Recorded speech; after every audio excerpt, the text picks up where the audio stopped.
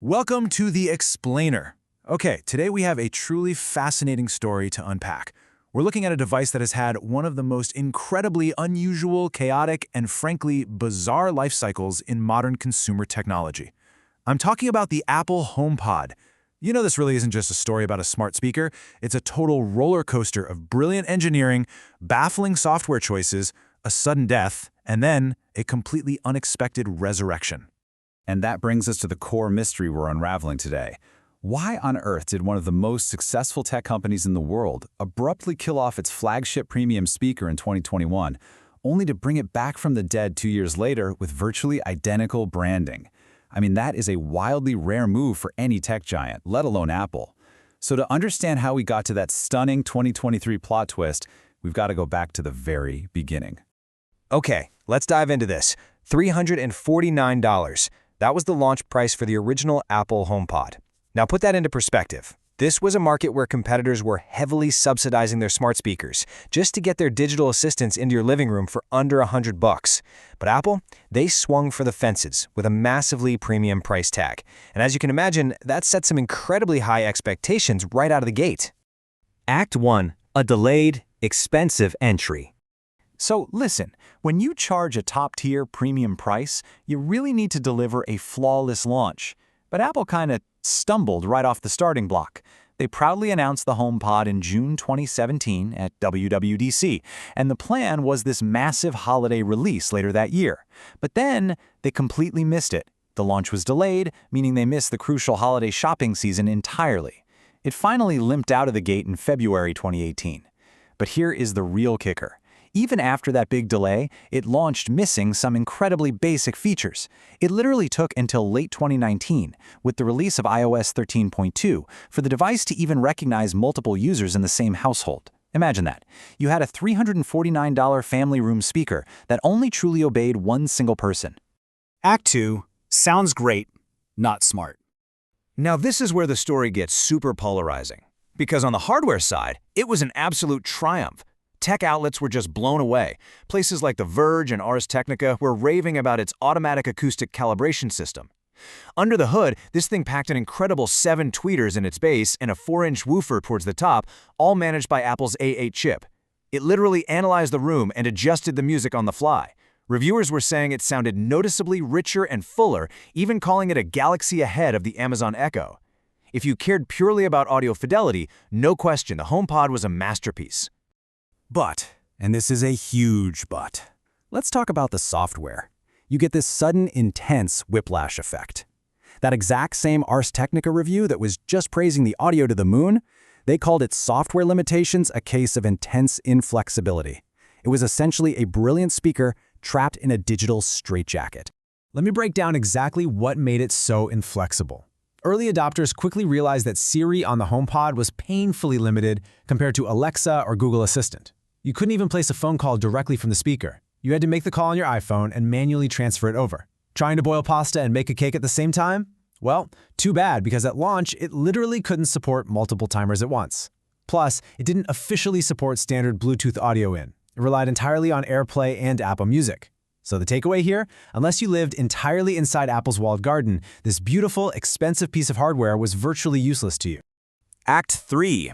Quirks, death, and repairs. Because, as it turns out, the software limitations weren't the only headache. Shortly after launch, users discovered something shocking. We're talking about the infamous white rings. Get this, this premium, elegantly designed device had a vibration-dampening silicone base that was actually staining oiled wooden furniture. It was leaving distinct white ring marks in as little as 20 minutes. People had to literally sand down and re-oil their expensive living room tables. And Apple's official advice? They issued a support document basically suggesting users should just, place it on a different surface. Not exactly the magical Apple experience people were paying for. So between the software limitations and the whole furniture destruction thing, sales began to plummet. Strategy Analytics estimated they sold around 3 million units by mid-2018, which sounds okay, but in the smart speaker world, that only netted them a measly 6% market share. By April 2019, Apple did something notoriously rare for current-generation hardware. They slashed the price down to $299. They were struggling so much to move units that years later, they were still shipping out original launch day stock. Which inevitably leads us right here. March 12, 2021, Apple abruptly pulls the plug. Out of nowhere, they announced the discontinuation of the original HomePod, stating they were going to focus all their efforts on the cheaper $99 HomePod Mini, which had actually become a massive hit. The big, beautiful, deeply flawed speaker was dead. Or, so we thought. But right around the time of its death, a fascinating mystery emerged from the tech repair community. A ton of users were reporting their HomePods just suddenly shutting down and dying for absolutely no reason. Independent technicians started tearing these things apart and discovered something wild. These sudden deaths were often caused by the failure of a single, cheap diode on an internal circuit board, a component costing literally just a few cents.